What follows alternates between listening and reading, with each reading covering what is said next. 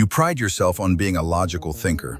You analyze the facts, weigh the pros and cons, and make rational choices. But according to research conducted by Professor David Perkins of Harvard University, 90% of your thinking errors are actually errors of perception, not logic. No matter how flawless, rigid, or perfect your reasoning is, if your starting perception is faulty, your conclusion is guaranteed to be wrong. This isn't just a psychological theory, it is a hard mathematical reality. Gödel's theorem proved that from within any logical system, you can never logically prove your starting assumptions. Those starting assumptions are always arbitrary perceptions and assumptions that logic itself cannot verify. If you rely solely on logic built on a wrong perception, you will only create a dangerous, false appearance of truth that drives you straight into mistaken actions. To make truly great decisions, you don't need better logic. You need to master your brain's perception software. To understand why our decisions fail, we have to look at how the human brain actually handles information. The brain is not actually designed to be creative. It is designed to set up, use, and follow routine patterns. It operates as a self-organizing system that allows patterns to form from incoming information. To see why this patterning is so essential for survival, think about a simple daily task, putting on 11 items of clothing. If you were to calculate every combination, there are exactly 39,916,800 ways of getting dressed. If you spent just 1 minute concentrating on each individual combination, you would need to live to the age of 76, using every single waking minute of your life just to get dressed. But your brain avoids this nightmare. It recognizes a routine pattern, switches into it, and lets you get dressed automatically. But how do these patterns form? Edward de Bono used a brilliant metaphor. Imagine the brain as a shallow dish of gelatin. When new information enters the brain, it is like pouring spoonfuls of hot water onto that gelatin.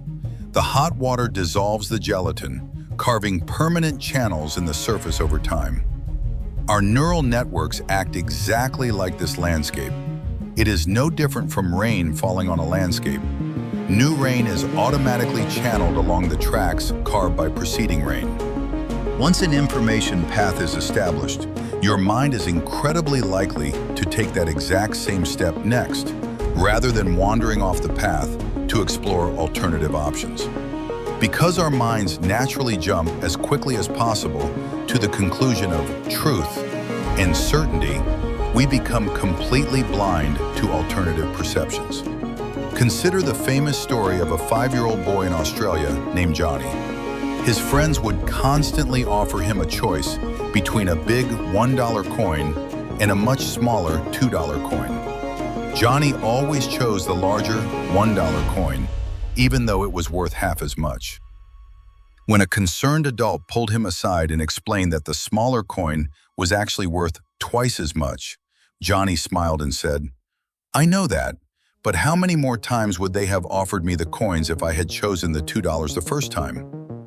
While his friends used short-term logic to mock Johnny, he was operating on a long-term perception of the iterated game.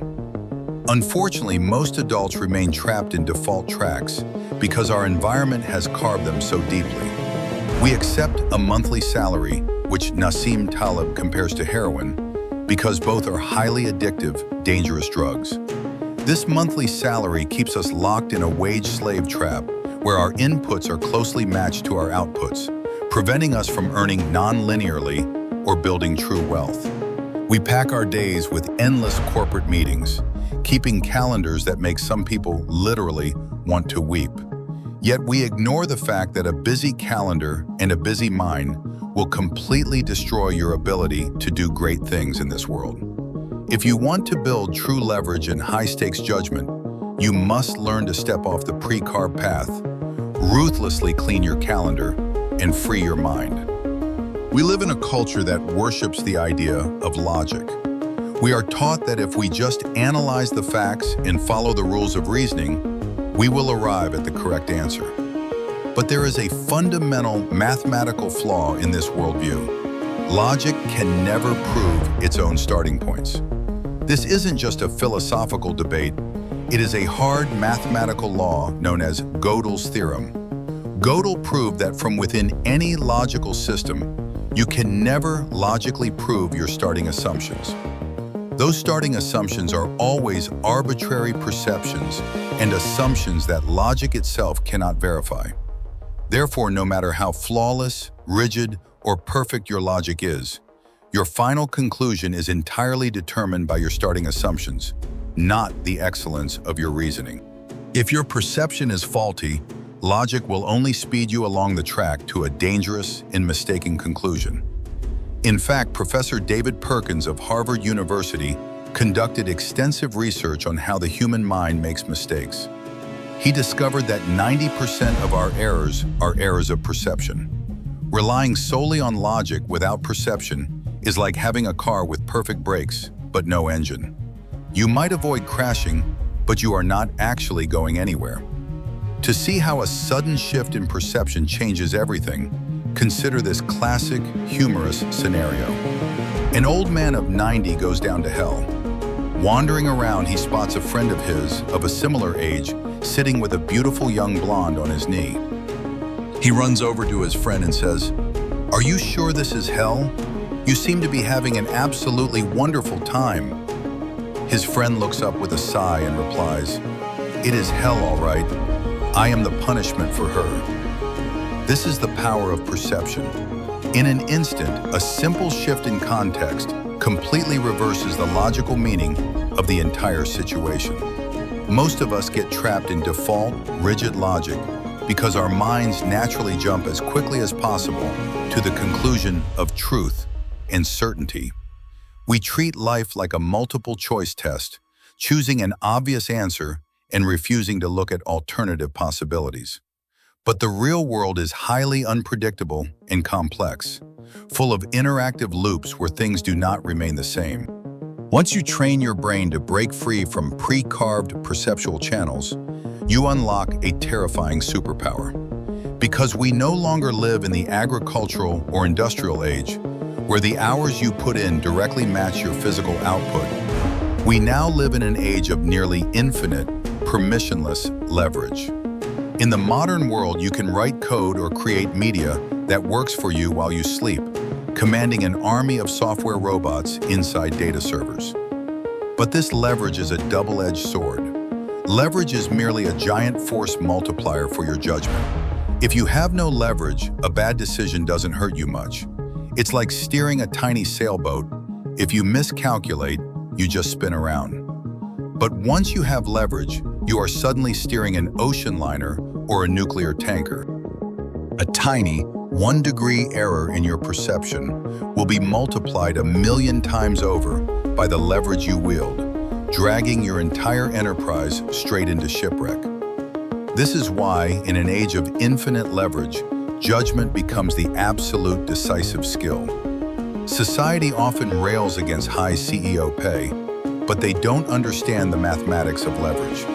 If you are steering a $100 billion ship like Google or Apple, and your judgment is just 10% or 20% better than the next person's, that slight edge is worth hundreds of millions of dollars to society because of the sheer scale of the ship you are steering.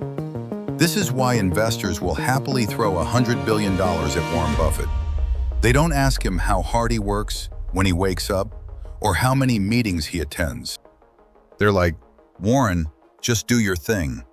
Judgment, especially demonstrated judgment, with high accountability, clear track record, is critical. Naval Ravikant defines wisdom as knowing the long-term consequences of your actions. Judgment is simply that wisdom applied to external, real-world problems. So if judgment is the single most valuable asset in the modern economy, what is the number one thing that degrades it? Your emotions. The real world is infinitely more complex than any intellectual model.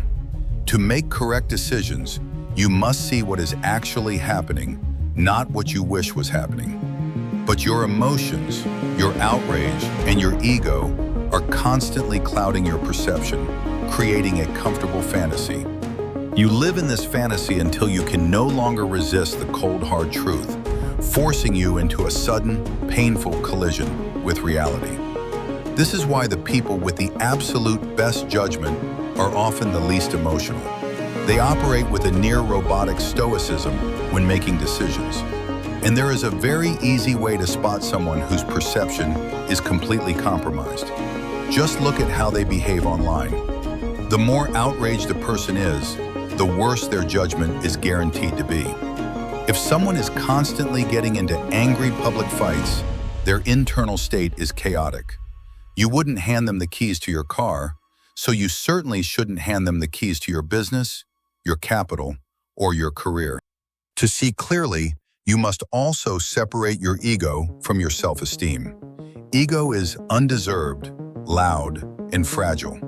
It demands that you always be right, blinding you to reality. Self-esteem is the reputation you have with yourself. When you live up to your own internal moral code of ethics, you build a high reputation with yourself, giving you the quiet confidence to see the world objectively, admit when you are wrong, and pivot before you hit the rocks. Imagine sending an explorer to a newly discovered island. When he returns, he tells you about a smoking volcano in the north of the island. He comments on a strange-looking bird that cannot fly. But this is a highly incomplete report. His attention was simply pulled by the most obvious, dramatic things. If you want a complete map, you must send him back with a systematic framework to direct his attention. You tell him, look directly north and write down what you see. Now turn east, now south, now west. By actively directing his attention instead of waiting for it to be pulled, his scan of the island becomes complete. This is the secret to escaping your brain's pre-carved perceptual channels.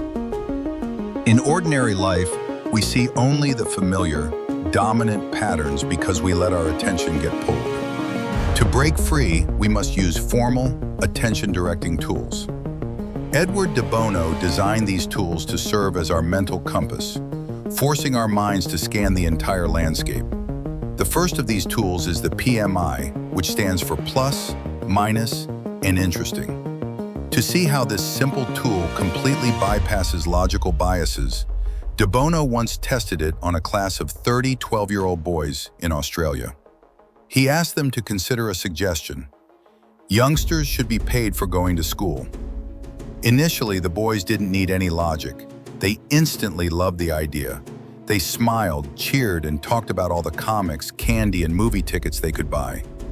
But then, the teacher introduced the PMI framework. The boys were instructed to spend a few minutes looking only at the plus points, then the minus points, and finally the interesting aspects. The results were astonishing. Without any intervention or lecturing from the teacher, the boys systematically directed their own attention. Under the minus column, they realized that older, bigger boys might bully the younger kids for their money. They realized the school might raise the price of lunch, and parents would stop giving them presents. Under interesting, they wondered if the pay would be cut as a punishment, or if older students would get more. By the end of this simple, unguided scan, 29 out of the 30 boys completely changed their minds and decided that paying kids to go to school was a terrible idea.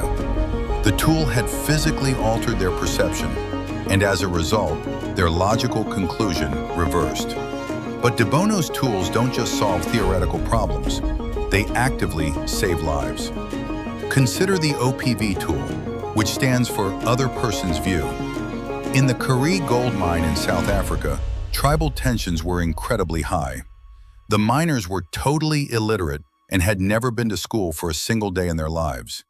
Yet they were locked in a constant, violent cycle of conflict, averaging 210 physical fights every single month.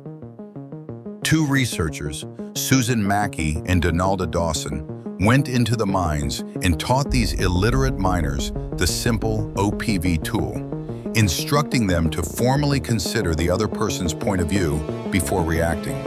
The result was almost miraculous. The number of tribal fights plummeted from 210 a month to just 4.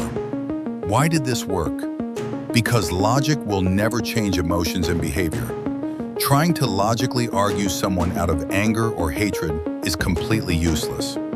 Emotions are a direct product of perception. The moment your perception of a situation changes, your emotions and your behaviors have no choice but to change with it. These tools are so simple that even Down syndrome youngsters use them to navigate daily life. Using physical hand signs to trigger the APC, alternatives, possibilities, and choices technique, bypassing internal neurological limits. But in our highly complex, leveraged adult lives, mastering these tools is how we maintain the emotional sobriety required for high-stakes judgment. When you refuse to react to online outrage, when you use the OPV to understand a business partner's hidden incentives, you aren't just being polite, you are systematically building your self-esteem, which is nothing more than the reputation you have with yourself. Ego is fragile and demands that you always be right, blinding you to reality. But a high self-esteem, built on living up to your own internal moral code, gives you the quiet strength to see the world objectively, admit when your starting assumptions are wrong, and change your perception before reality forces you to crash. So, how do we compile everything we've discussed today? How do we synthesize Edward de Bono's perceptual mechanics with Naval Ravikant's high-leverage frameworks? Naval summarizes this entire philosophy in just 2 words: productize yourself. It is a deceptively simple mnemonic, but it contains infinite depth. The productize part of the equation is about scale, specific knowledge, and leverage, using media, code, or capital to build assets that can work for you and earn while you sleep. The yourself part is about uniqueness, accountability, and authenticity. When you combine the two, making money is no longer a separate, stressful skill you have to force yourself to perform. Instead, it becomes a direct function of your identity, who you are, stamped out 1,000,000 times at scale. The poet Robert Frost once wrote, "My goal in life is to unite my avocation with my vocation." If you play a long-term game with your life, this is exactly where you will end up, doing your hobbies for a living, specializing in being you, because absolutely no one can compete with you on being yourself. To get your mind and body aligned for this high-level play, Naval suggests a highly practical baseline. Find 3 hobbies, one that makes you money, one that keeps you fit, and one that makes you smarter. Build a lifestyle where your daily habits naturally feed your curiosity, protect your health, and expand your capability. But remember, none of this is possible if you allow your mind to remain locked in its default, pre-carved autopilot grooves. You cannot build a high-leverage life if you are constantly reacting with outrage to every passing stimulus, letting emotional logic dictate your reality. So here is your challenge for today. Do not let this video just be another piece of intellectual entertainment you immediately forget. The next time you face a difficult decision, an uncomfortable conversation, or even a wave of anger online, stop. Do not react. Instead, actively direct your attention. Run a formal PMI, spending 2 minutes looking strictly at the pluses, the minuses, and the interesting angles of the situation. Or run an OPV and force your brain to map out the other person's perspective so you can bypass your own ego. Retrain your brain's perception software. Escape the competition, find your first principles, and step off the default path. Because your judgment is your ultimate leverage, and the only way to build great judgment is to see the world exactly as it is.